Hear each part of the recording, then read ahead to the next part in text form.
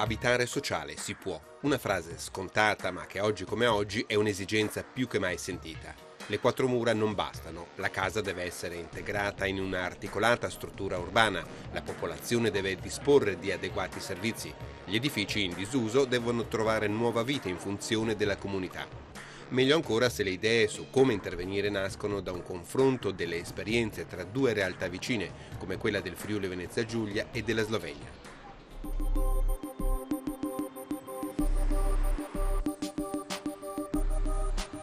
Di queste tematiche si è occupato infatti il progetto transfrontaliero italo-sloveno denominato SHOW, per migliorare le politiche abitative e per rispondere al bisogno di una casa, ma anche alla necessità di inserimento sociale, di incremento della sicurezza, di qualificazione del territorio e dell'ambiente, di sviluppo culturale della comunità. Innanzitutto cerca di puntare fra la collaborazione e lo scambio di esperienze fra gli operatori di enti similari, perché non si può parlare di enti uguali naturalmente perché gli stati sono molto diversi dal punto di vista dell'organizzazione, quindi su questo scambio di esperienze fra le due aree.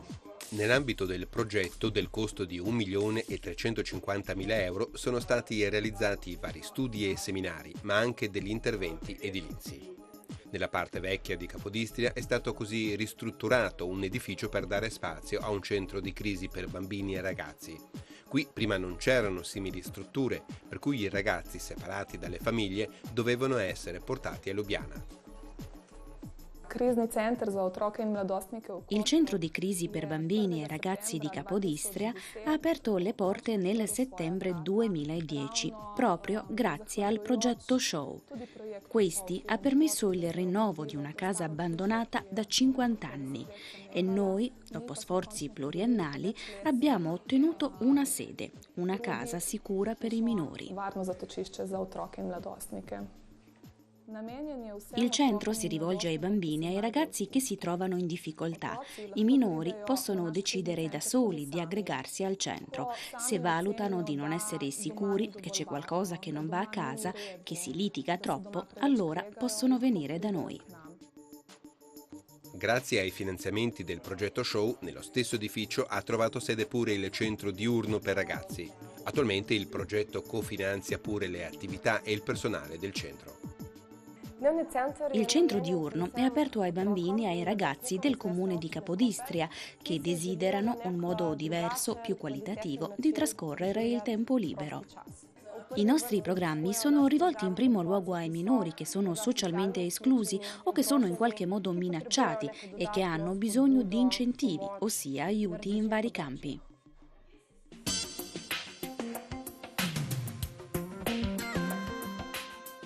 Da parte italiana invece stanno per essere avviati i lavori alla riqualificazione delle aree esterne del Borgo Zin di Samoggia. È un'area molto bella, un'area verde con ampi spazi che però non venivano sfruttati secondo la popolazione in maniera da essere vicino alle loro esigenze. Gli abitanti hanno partecipato attivamente alla progettazione che riguarderà tra l'altro la sistemazione delle vie d'accesso ai mezzi di soccorso, i parcheggi e la creazione di un punto d'aggregazione della comunità. È stata una parte molto sentita, è stata molto apprezzata dalla popolazione che finalmente si vedeva coinvolta e a decidere su un qualcosa che ritiene proprio, no? L'area esterna alla propria abitazione.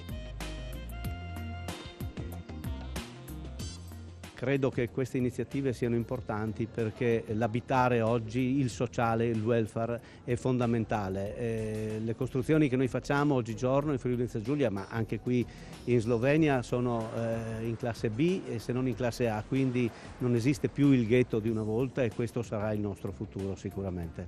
Però esiste il problema di riqualificare certe aree, di correggere gli errori che sono stati fatti in passato. Certamente e su questo ci stiamo battendo, i fondi comuni europei su queste cose sono fondamentali per cercare di porre rimedio a complessi di 400-500 appartamenti che sicuramente non favoriscono un'integrazione e anche la possibilità di vivere in maniera civile.